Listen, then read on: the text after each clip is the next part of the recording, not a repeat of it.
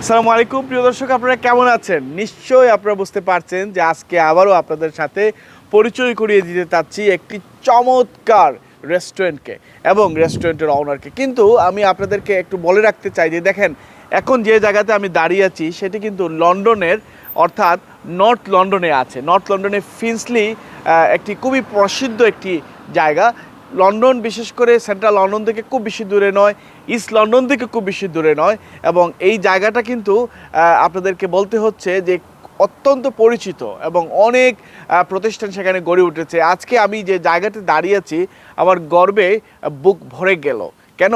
আপনারা দেখেন আমার পেছনে যে রেস্টুরেন্ট আপনি দেখতে পাচ্ছেন সেখানে লেখা আছে গুরু বাংলাদেশি অ্যান্ড ইন্ডিয়ান কুইজিন, এবং আপনি দেখতে পাচ্ছেন আমাদের বিশ্বকবি রবীন্দ্রনাথ ঠাকুর সেখানে আর্ট করে রাখা হয়েছে। এই যে দেখেন, বাংলাদেশের বাইরে আমরা আমাদের কবিকে এখানে তুলে ধরছি।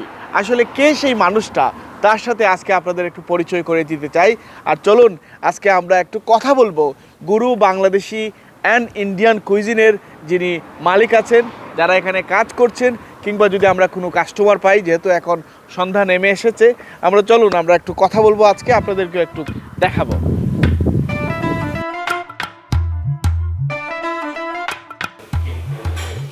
ওয়াও, হ্যাঁ, চমৎকার রেস্টুরেন্ট, খুবই সুন্দর করে সাজানো হয়েছে।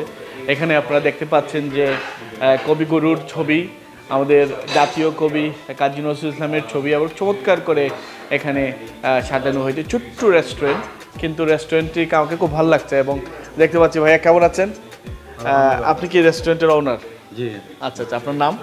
মোহাম্মদ সাইফুল শিপু। মোহাম্মদ সাইফুল শিপু। আমরা পেয়ে গেছি যে এই যে গুরু তান্দুরির পেছনের যে কারিগর, এই সাইফুল শিপু ভাইকে। আজকে তার সাথে আমরা একটু কথা বলবো, গল্প করব, আমরা একটু জানার চেষ্টা করব কেন এই রেস্টুরেন্টের নাম গুরু রাখা হয়েছে, এবং কেন এই আমাদের যে জাতীয় কবি বা আমাদের বিশ্বকবি রবীন্দ্রনাথ ঠাকুরকে এখানে আঁকা হয়েছে, এবং আমরা যে বাংলাদেশি হিসেবে গর্বিত, বাংলাদেশ হিসেবে যে বাংলাদেশের বাইরেও আমাদের এই সব ইতিহাস ঐতিহ্যকে তুলে ধরা হচ্ছে, সেটা কেন তুলে ধরছেন সাইফুল শিপুর কাছ থেকে আমরা একটু শুনবো। ধন্যবাদ। আসলে গুরু রাখা হয়েছে, এই যে গুরুর মানে তো হয়েছে রেসপেক্টেড পারসন, হয়তো টিচার বা যারা শিক্ষা দেয় বা যারা টিচিং করে, অত মা বাপ হইতে পারে। এটা বাংলা শব্দ, হয়তো আমরা খুব সবাই জানে যে গুরু মানে হলো রেসপেক্টেড পারসন। এর জন্য যেমন আমাদের এই যে রবীন্দ্রনাথ ঠাকুর আছে বা কাজী নজরুল ইসলাম, ওরা তো আমাদের দেশের জন্য তো ওরা গুরুর মতো নয়, যাতে ওরা তো বাংলাদেশে প্রমোট করে গেছে। ও একটা আমাদেরও একটা রেসপেক্ট আছে বা অনেক কিছু করছে, এর জন্য ওই গুরুটার নাম দিয়েছি। কতদিন ধরে আপনি পরিচালনা করছেন? আমি আসলে এখানে ফ্রম 1999, 23 ইয়ার্স হয়ে গেছে। আপনি কবে এসেছিলেন এই দেশে? আমি 91-এ আইছি, মার্চে।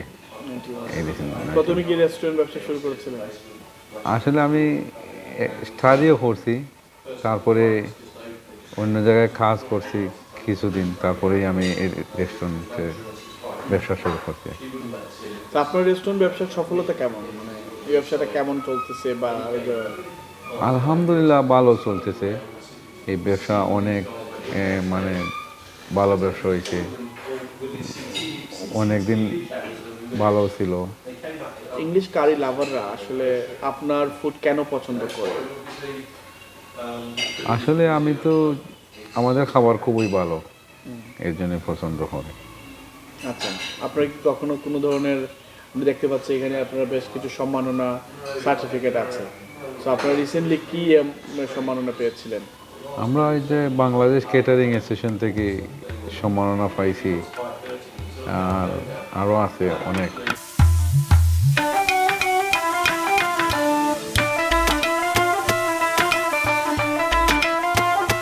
জয়নাল উদ্দিন জয়নাল। আমি বিগত 25 বছর ধরে এই লাইনে কাজ করি আছি। তো আলহামদুলিল্লাহ আমি এখানে আইছি প্রায় 2 বছর কাছাকাছি। এখানে হওয়ার পরটা দিয়ে আমি খুব হ্যাপি, কারণ আমার যারা মালিক পক্ষ আছেন তারা সব কিছু আমার প্রোভাইড করছেন। এখানেও প্রোভাইড করার কারণে আমি যে কারিগুলা দিয়ার অনেক ফেমাস কারিগুলো আছে, চিকেন টিক্কা, জাল পেঁয়াজি এবং মাখানি, মাইল্ড ডিশ, এবং আপনার আমি যে চিকেন টিক্কা মশলা যেগুলো ইউজ করি আমার ওন এগুলো নিজের স্পেশালি স্পাইস দ্বারা বানাই, এগুলো আলহামদুলিল্লাহ অনেক ফেমাস, কাস্টমারে অনেক পছন্দ করে। আর এগুলো ডিশগুলো খায়। আর অনেক ডিশগুলো আছে যে ডিশগুলো খাইয়া কাস্টমারে অনেক সময় আমারে ধন্যবাদও জানায়, আর অনেক সময় খাইয়া আমারে লগে আবার মিটও করে ইনশাল্লাহ। তো এই ব্যাপারে আমি খুব হ্যাপি আছি, এখানে লং টাইম ধরে কাম করি। আর আগামীতে ইনশাল্লাহ কাজ করতাম, কাস্টমারও হ্যাপি থাকতাম, আমি আমার নিজের চেষ্টা করতাম ভালো খানে দেওয়ার।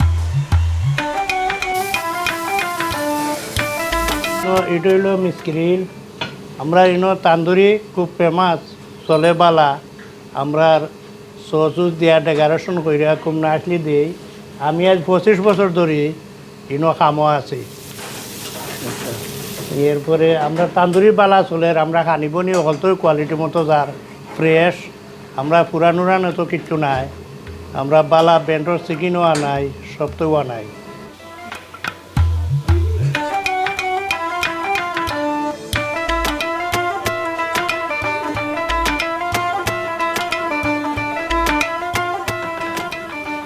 Baking of the naan. So it goes well with the mixed grill and the jalfrezi as well. So it's a combination. It goes with grilled dishes or curry dishes.